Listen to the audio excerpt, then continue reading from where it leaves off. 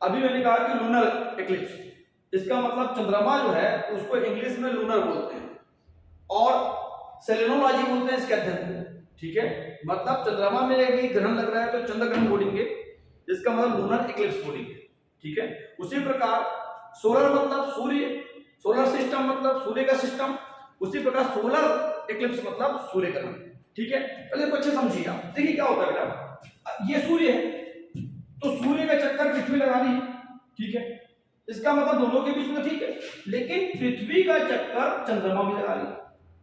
तो हमारे पास ऐसा कंडीशन होने वाला है कि पृथ्वी का चक्कर लगाते लगाते कभी चांद हो सकता है कि ये दोनों के बीच में आ जाए, या तो चंद्रमा जब इधर चले जाएगा तो चंद्रमा और सूर्य के बीच में क्या होगा, पृथ्वी आ जाएगी। तो ये घटना हो कैसे, समझिए आप। देखिए क्या है, सूर्य की रोशनी कहां पड़ रही है, चंद्रमा में। तो चंद्रमा का ये वाला जो भाग है यहां उजाला रहेगा, लेकिन हम तो पृथ्वी में हैं, तो पृथ्वी से जब हम चांद को देखेंगे तो ये वाला जो भाग है चांद का वो पूरा डार्क हो जाएगा, मतलब अंधेरा हो जाएगा। इसका मतलब पृथ्वी से हमें चांद नहीं दिखाई देगा। तो जब चांद दिखाई ही नहीं देगा तो जो चीज नहीं दिख रही है उस पर ग्रहण कैसे लगेगा। तो ग्रहण लगने का मतलब ये होता है कि कोई या किसी आकाशीय पिंड का किसी अन्य आकाशीय पिंड को ढकना, इस घटना को क्या बोलते हैं, ग्रहण लगना। मतलब ये तय हो गया कि पृथ्वी और सूर्य के बीच में जब चांद आता होगा तो चंद्र को ग्रहण लगता है, क्योंकि चांद को दिखता ही नहीं है। तो हो सकता है कि कुछ और घटना होती होगी, हम बाद में देखेंगे उसको। तो इसी ये जो लाइन होता है, मतलब सूर्य और पृथ्वी के बीच में जो चांद आता है इसको बोलते हैं हम लोग अमावस्या। क्या बोलते हैं बेटा, इसको अमावस्या। ठीक है, इसके बाद क्या हुआ, यहां से चांद चक्कर लगा के बढ़ते जाएगा, ऐसे बढ़ते बढ़ते जब यह सीधा 7वें दिन में आएगा, मतलब रोशनी पड़ेगी, थोड़ा चांद दिखेगा एक दिन में, फिर दो ऐसा करते करते चांद की साइज बढ़ते जाएगी। मतलब अभी चांद नहीं दिखाई दे रहा था, एक दिन में थोड़ा दिखेगा, दूसरे दिन में थोड़ा दिखाई देगा, करते करते 7वें दिन में हमको पूरा चांद मतलब आधा चांद दिखाई देगा। ये ऐसे वाला चांद हमको दिखाई देगा। ठीक है, इसका मतलब 7वें दिन सप्तमी या अष्टमी के दिन हमें आधा चांद दिखाई देगा। फिर आगे बढ़ेंगे तो 9वें दिन 10वें दिन करते करते जब हमारा लगभग 15वां दिन आएगा तो हमें पूरा चांद दिखाई देगा। और ये पूरा चांद जब दिखाई देता है, देखिए ध्यान दीजिए, ये पूरा चांद जब दिखाई देता है इसी को हम लोग बोलते हैं पूर्णिमा। इसका मतलब पूर्णिमा के दिन हमें चांद पूरा दिखाई दे रहा है और अमावस्या के दिन हमें चांद नहीं दिखाई दे रहा है। क्लियर हो गया। उसके बाद क्या होगा, फिर चांद की साइज कम होती जाएगी और कम होते होते फिर कम होगा और 7वें 8वें दिन हमें आधा चांद दिखाई देगा और ऐसा करते करते चांद फिर विलुप्त हो जाएगा। इसका मतलब यहां से उजाला चालू हुआ और उजाला होते होते चांद बढ़ते गया, इसी कारण इसको हम लोग बोलते हैं बेटा शुक्ल पक्ष, उजाला पक्ष। उजाला बढ़ते जा रहा है करके उजाला पक्ष हो गया, अर्थात ये हो गया शुक्ल पक्ष। और यहां से क्या हुआ, चांद पूरा था अब कम होते जा रहा है, इसी कारण इस घटना को बोलते हैं हम लोग कृष्ण पक्ष। आप देखोगे कि एक महीने में हमने 15 दिन का देखते हैं शुक्ल पक्ष, 15 दिन का देखते हैं हम कृष्ण पक्ष। यही घटना है। आपको समझ आया कि चांद या तो सूर्य और पृथ्वी के बीच आएगा या पृथ्वी चंद्रमा और सूर्य के बीच आएगी, ये ऐसी घटना होगी।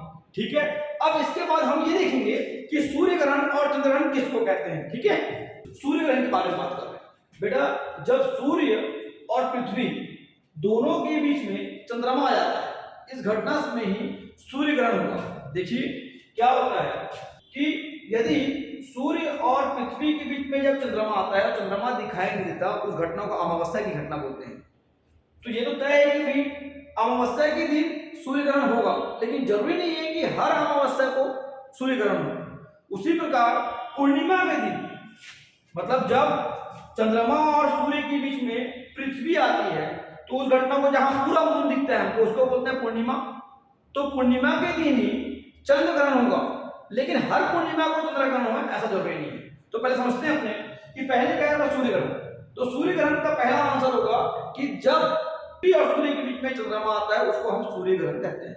ठीक है, देखिए क्या होता है, यहां देखिए कि जो सूर्य जो है, हम पृथ्वी में हैं तो ऐसा होता है कि सूर्य की रोशनी कहां पड़ रही है, चांद में। क्योंकि चंद्रमा जो है, तो चंद्रमा का जो भाग है, ये वाला भाग तो हमको दिखाई देता नहीं है। तो चंद्रमा की, क्योंकि इस भाग में क्या है, इस भाग में सूर्य की रोशनी तो पड़ रही है, इस भाग में नहीं पड़ रही है। तो एक तरफ अगर उजाला पड़ रहा है, लाइट पड़ रही है, तो पीछे क्या बनेगी, परछाई बनेगी। तो चंद्रमा का जो परछाई है वो कहां पड़ रहा है, पृथ्वी में। तो पृथ्वी में पड़ने के कारण ये वाला जो हिस्सा है, मान के चलिए देखिए यहां से ढकते हैं, तो ये वाला हिस्सा जो है सूर्य का हमें दिखाई नहीं देगा।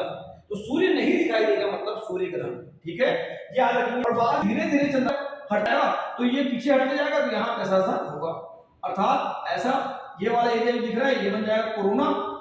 सूर्य का जो प्रकाश चंद्रमा के द्वारा ढक गया, जो दिख रहा है वो ढका हुआ है, जो बचा हुआ भाग क्या बोलते हैं, कोरोना।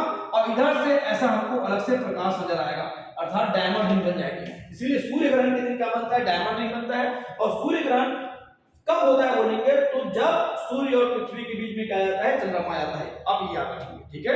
अब दूसरा देखिए, एक घटना होती है चंद्र ग्रहण। तो चंद्र ग्रहण कब होगा, सूर्य वहीं में है, सूर्य के बाद हम क्या लिखें, पृथ्वी।